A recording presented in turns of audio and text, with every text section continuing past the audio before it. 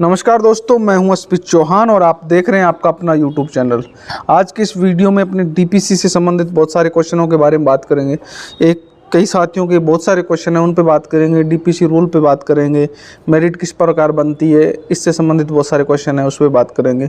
आज अपने additional matter पर विस्तार से बात करने वाले थे, लेकिन मैं ये सोचता हूँ कि कल की सुनवाई के बाद जब थोड़ी स्थिति स्पष्ट हो जाएगी फिर चर्चा की जाए तो और अच्छा रहेगा।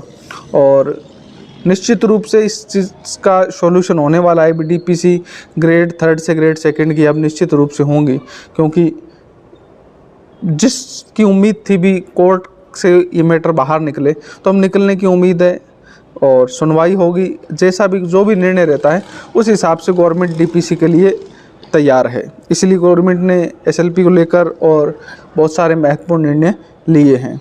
बहुत सारे क्वेश्चन थे, कई साथी कह रहे थे जो 2018 के और 21 वाली वैकेंसी के जो ज्वाइन कर चुके हैं, 16 और 18 के, 21 वाले जो ज्वाइनिंग का इंतज़ार कर रहे हैं, उन सब का क्या होने वाला है। तो ये इस कोर्ट का जो निर्णय होगा उसी पे डिपेंड है कि उनका भविष्य कहाँ है और डीपीसी कब तक होगी, ये भी इस सुनवाई के बाद पता चलेगा।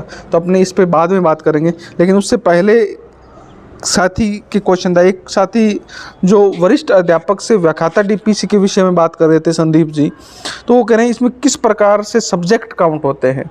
तो या तो इन्होंने लिखा गलत है या फिर ये इनका क्वेश्चन मेरे को समझ में नहीं आया। अभी वरिष्ठ अध्यापक से व्याख्याता विषय किस प्रकार को, जिस सब्जेक्ट में आपने पीजी किया हुआ है उस सब्जेक्ट में ही आपको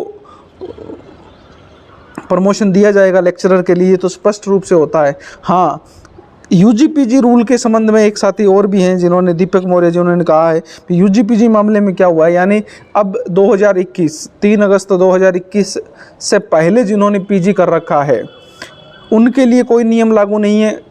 उन्होंने जिस विषय में पीजी कर रखा है उसमें उन्हें प्रमोशन मिलेगा, डीपीसी मिलेगी। लेकिन 3/8/21 के बाद में अगर किसी ने जिस सब्जेक्ट में पीजी किया है वो सब्जेक्ट उनके यूजी के अंदर भी होना चाहिए, यानी ग्रेजुएशन में भी होना चाहिए, तभी उनको उस सब्जेक्ट में डीपीसी मिलेगी। ये अगर इस बारे में बात करें किस प्रकार सब्जेक्ट काउंट हो रहे हैं, तो ये सॉल्यूशन यही है कि 3/8/21 के बाद अगर आपकी पीजी हो रही है तो जिस सब्जेक्ट में आपने पीजी किया है वो सब्जेक्ट आपके ग्रेजुएशन में होना चाहिए, तभी आपको डीपीसी का लाभ मिलेगा।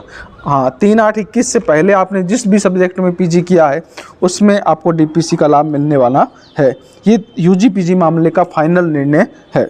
अब डीपीसी रूल के बारे में कई साथी कह रहे थे भी सीनियरिटी किस प्रकार काउंट होती है, भी जो बंदे डीपीसी से आते हैं एक तो, और एक सीनियर सीधी वैकेंसी आती है। जैसे एक 2nd ग्रेड की वैकेंसी की ज्वाइनिंग सितंबर अक्टूबर में होगी मान लो, और एक डीपीसी जो 1 अप्रैल है उसमें डीपीसी में किसी व्यक्ति का नाम आ गया, तो सीनियर कौन सा माना जाएगा। तो डीपीसी वाला जो कैंडिडेट है वो सीनियर माना जाता है। जिस ईयर में डीपीसी होती है उस ईयर की डीपीसी जो लिस्ट है वो सीनियर मानी जाएंगी। उस ईयर में होने वाले ज्वाइन कैंडिडेट से वो सब सीनियर होते हैं। तो ये डीपीसी मामले में हो गया जो ज्वाइन कैंडिडेट और डायरेक्ट वैकेंसी का है। अब डीपीसी की लिस्टें कैसे बनती है, तो 2nd ग्रेड से जो लेक्चरर की डीपीसी होती है तो उसमें जो ज्वाइनिंग डेट है आपकी, उसके आधार पे आपकी मेरिट, मतलब उस सीनियरिटी में आपको काउंट किया जाता है। जिस सब्जेक्ट की ज्वाइनिंग पहले हो जाती है वो सीनियर होता है, जिस सब्जेक्ट की बाद में होती है वो जूनियर होता है। ये, हाँ, आपका सब्जेक्ट क्या है ये भी मैटर करता है कि हो सकता है ज्योग्राफी के अंदर किसी ने पीजी किया है, एक इंग्लिश वाले कैंडिडेट ने भी ज्योग्राफी में पीजी कर रखा है, एक मैथ वाले ने भी कर रखा है। मैथ वाले की ज्वाइनिंग बाद की, इंग्लिश वाले की ज्वाइनिंग पहले की है, तो इंग्लिश वाला जो कैंडिडेट है वो सीनियर माना जाएगा क्योंकि उसकी ज्वाइनिंग पहले की है। अब बात करते हैं, हाँ, अगर सब्जेक्ट सेम है और सेम सब्जेक्ट में पीजी है तो फिर मेरिट किसकी ज़्यादा है उसको सीनियर माना जाएगा। अब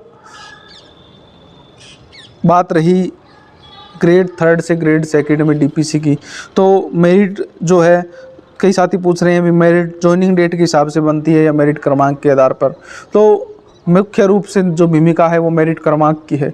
ज्वाइनिंग डेट की भूमिका सिर्फ इतनी है कि एक ही ज्वाइनिंग ऑर्डर में आने वाले समस्त कैंडिडेट की सीनियरिटी एक साथ ही काउंट होगी।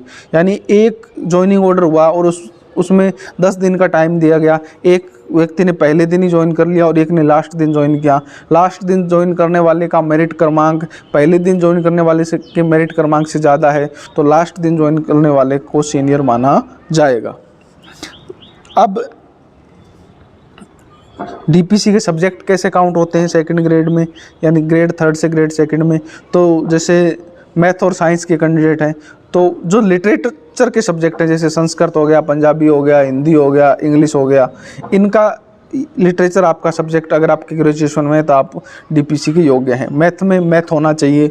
इसके अलावा साइंस में डीपीसी के लिए जो साइंस का ग्रुप है, चाहे वो माइक्रोबायोलॉजी है, बायोलॉजी है, केमिस्ट्री है, फिजिक्स है, और भी जो सब्जेक्ट हैं, उनमें से अगर कोई भी 2 सब्जेक्ट आपके पास हैं तो आप साइंस की डीपीसी के लिए योग्य हैं। इसी प्रकार जो एसएसटी का ग्रुप है, उसमें से अगर आपके पास 2 सब्जेक्ट हैं ग्रेजुएशन के अंदर तो आप एसएसटी की डीपीसी के लिए योग्य हैं। तो ये सब डीपीसी को लेकर नियम और रूल थे। आशा करता हूँ आपके सभी क्वेश्चनों के जवाब डीपीसी से संबंधित आपको मिले होंगे। ऐसे ही अन्य वीडियो के लिए बने रहे हमारे साथ। फिर मिलता हूँ एक ऐसे अन्य वीडियो के साथ। तब तक जय हिंद, जय भारत।